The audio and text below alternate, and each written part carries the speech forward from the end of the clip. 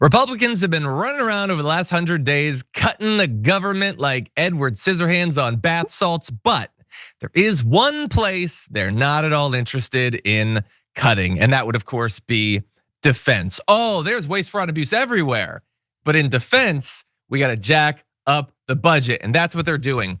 They have unveiled a $1 trillion defense budget. And I want to be super clear, if you're new to politics or something, this isn't like, oh, we're a startup country, we don't have a military, so let's spend $1 trillion and then we'll have a military. We'll buy tanks and planes and helicopters and guns and like flak jackets and cool stuff like that. And then we'll have a military, it's $1 trillion, big investment, but we'll do it.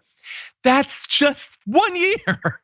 And what do you think? It's gonna be 200 billion the next year, it's gonna be up even more. So that is an absolutely insane amount of spending. It is a massive increase from the previous year, and we already were spending more than any other country in the world. They want to raise it by $150 billion year over year. So we have, it's cruising along, and I want to give you all the details as to why it's rising so much.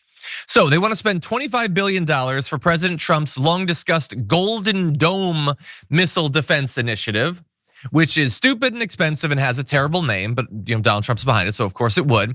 We've got 33 billion additional for shipbuilding, 20 billion for munitions, 13.5 billion for innovation. Well, I'm assuming that's not innovation in shipbuilding or munitions, or else I feel like that would be encapsulated in that. So like, could you be more specific? What's the innovation and why is it so wildly expensive? $12 billion for nuclear deterrence, $11 billion for military readiness. Again, is the military readiness not like, what about the boats? Do they not make us ready? What about the munitions? I thought that was a big part of being ready. Apparently no. 11 billion for deterrence just in the Pacific. You're telling me the ships don't provide deterrence in the Pacific Ocean? Then what are they doing? Are they on land? Did you forget to push them into the water? They're best there, that's their home.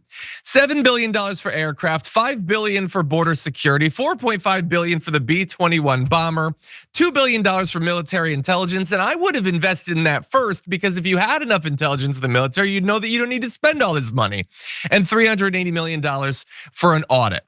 $380 million to look into whether they're wasting money.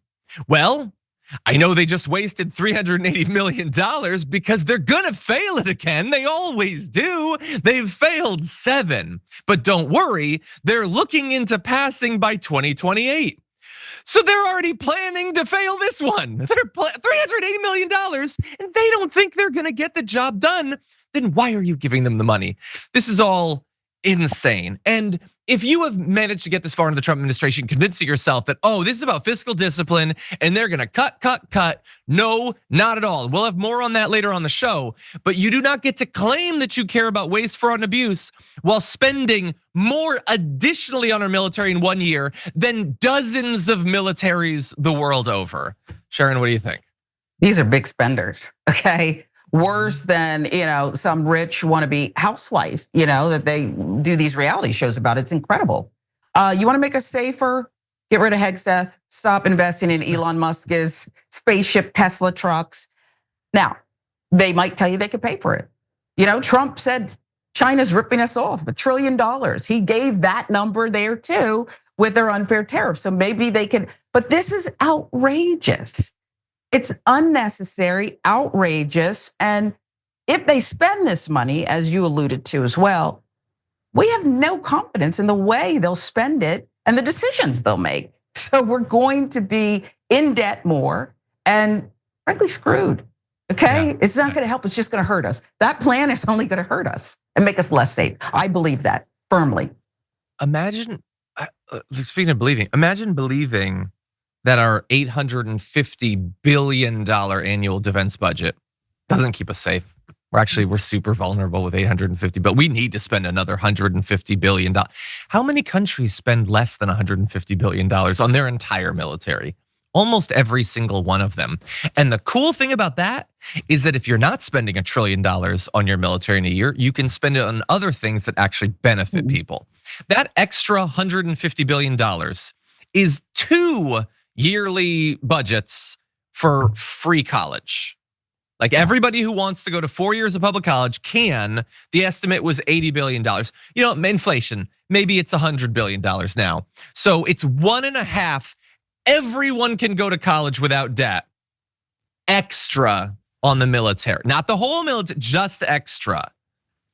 They were whining about the funding for Ukraine. Oh, we're wasting like 50, 60 billion dollars to save a nation and a people who've been illegally invaded. So now we're just gonna spend several times that, not on anything in particular.